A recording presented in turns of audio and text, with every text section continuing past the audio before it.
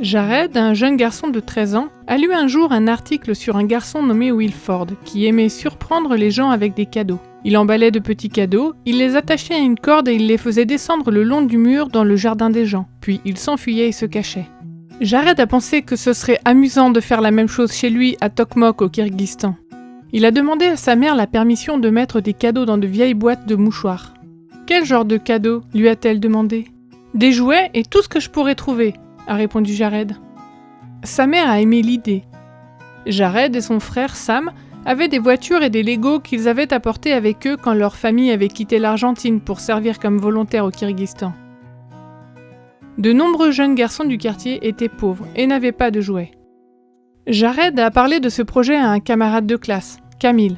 « Mettons quelques jouets dans des boîtes et jetons-les par-dessus les murs », a-t-il dit. Camille a souri d'excitation.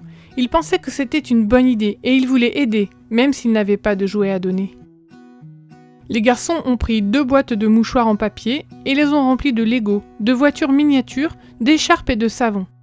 Ils ont enfourné leur vélo et sont allés dans le quartier de Camille, où ils ont choisi 2 maisons au hasard. Jared a jeté la première boîte par-dessus une clôture et Camille a jeté la sienne par-dessus l'autre clôture. Les garçons sont remontés sur leur vélo et sont repartis rapidement. Chez Jared, ils ont ri en imaginant la surprise des enfants qui avaient reçu les cadeaux. Sam, le frère de Jared, a entendu les rires. « Puis-je me joindre à vous la prochaine fois ?» leur a-t-il demandé.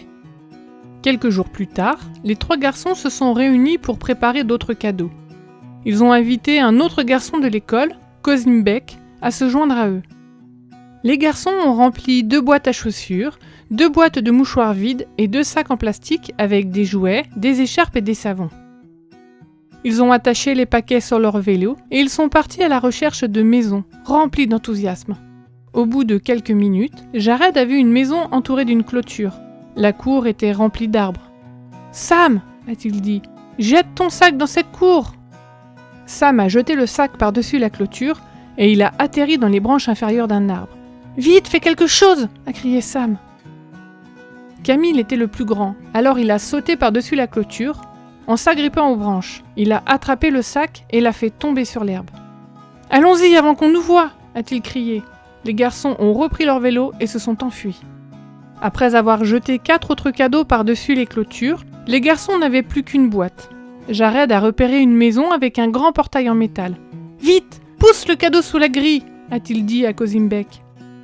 Dès que Kozimbek a poussé la boîte sous la grille, quelqu'un a crié « Pourquoi mettez-vous des ordures dans mon jardin ?»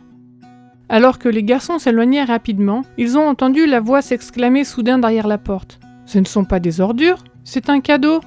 Au cours du culte familial, ce soir-là, Jared et Sam ont raconté avec enthousiasme à leurs parents ce qui s'était passé. Leur père était ravi. Il a prié pour toutes les personnes qui avaient reçu les cadeaux. Jared et Sam continuent de jeter des boîtes de cadeaux dans le jardin des habitants du quartier. Personne ne sait que ce sont eux qui font cela, et c'est leur souhait.